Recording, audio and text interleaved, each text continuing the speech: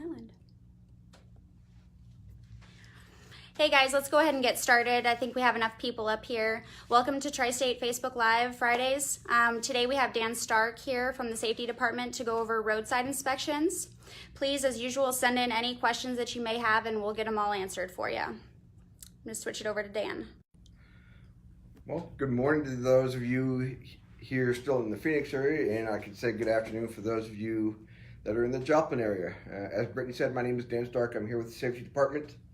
We're here to talk to you today about roadside inspections.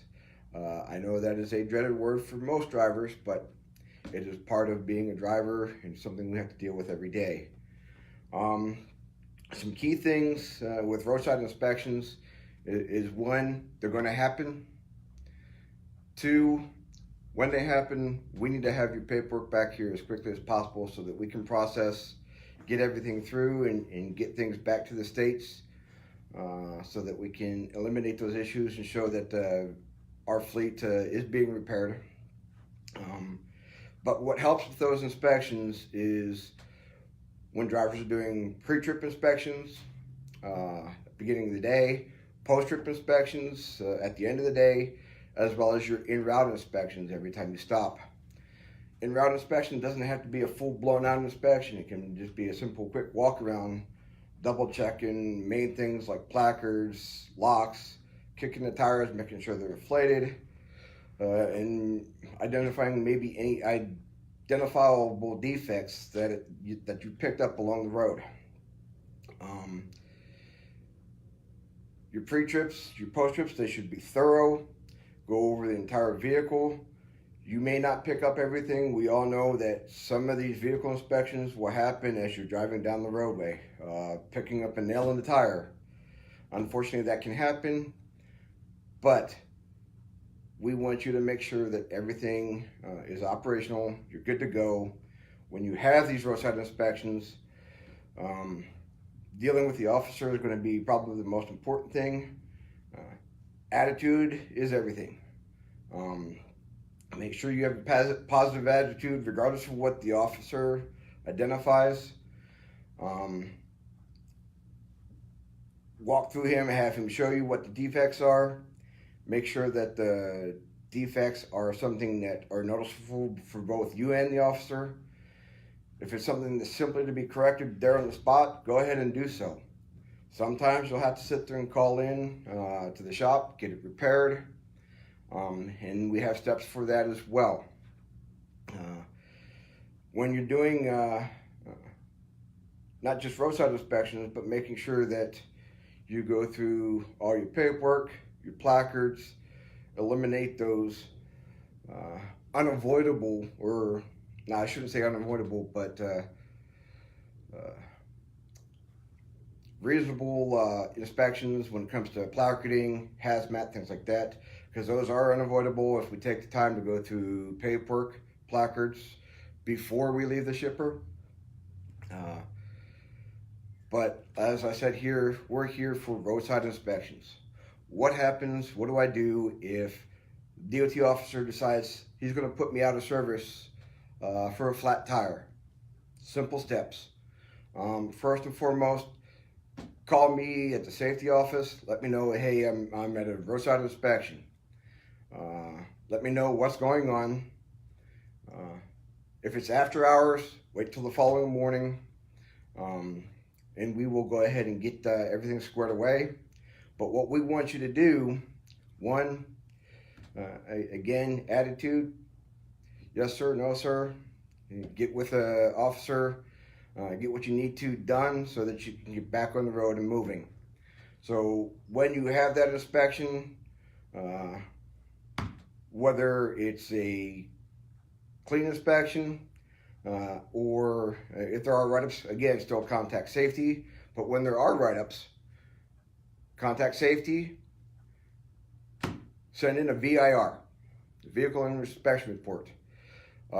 Even if it is something minor as a airline, a light out, something like that, send in a vehicle inspection report. If you're able to repair it there and no additional cost is needed because you have extra parts and stuff, write that simply in your statement on your VIR. Light out, inspection done on spot, no additional repair cost. Something that simple. When you do have the additional costs, contact the shop so that we can either get a mobile shop out there or get you to a shop en route. And then once those repairs are done, the things safety will need from you is a copy of the inspection, a copy of the repair invoices,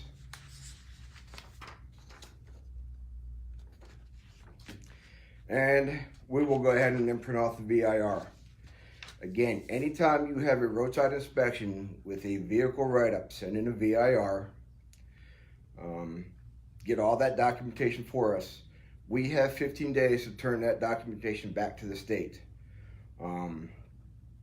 Understand that an out of service may be something where the DOT officer wants a deficiency corrected there on the spot, and he won't release you until that time. That could take 2 minutes, that could take 2 hours. Depends on what the deficiency is. When you're dealing with these inspections, it's simple. Paperwork, VIRs, turning in your receipts for repairs, and then safety will clear the inspection. And if we have, if we're able to, we can possibly challenge the inspection depending on what it is. Some additional things that we've gotten word of from this week, thanks to some of our drivers. California has changed a lot of their vehicle inspection process. They now send fix-it tickets in the mail to the drivers. They will give the driver an original ticket. Understand that the original ticket is got a red stamp on. You will have to show up in court. If it doesn't, they will send the ticket to the driver's home of record that's on their license. With that, what we will need, not only just the original documentation we asked, but we will need to have a copy of any citation that's issued, as well as the information from California. Because what they're doing is they're identifying the ticket to the driver instead of the company, even though it might be for equipment. Any company equipment, the company will pay for. If it is an owner-operator ticket for your tractor, that'll be responsibility of the owner-operator. But we have to turn around in 30 days to show California that, one, we received a copy of the citation, the ticket, the inspection, and we have all the receipts for repairs. We must turn around and send that to California. And then it is a $25 fine for every item identified on the fix-it ticket.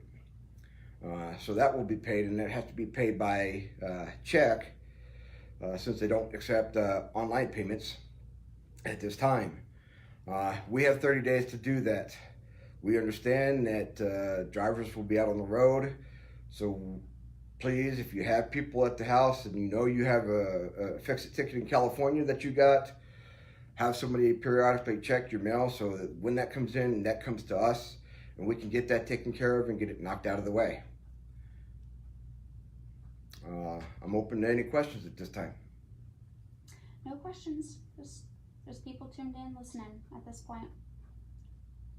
Second? No questions at this point. Okay. The key thing to roadside inspections, as I said, patience with the officer, regardless of whether he's having a bad day or you're having a bad day. Get the paperwork to us as quickly as possible so that we can get everything cleared.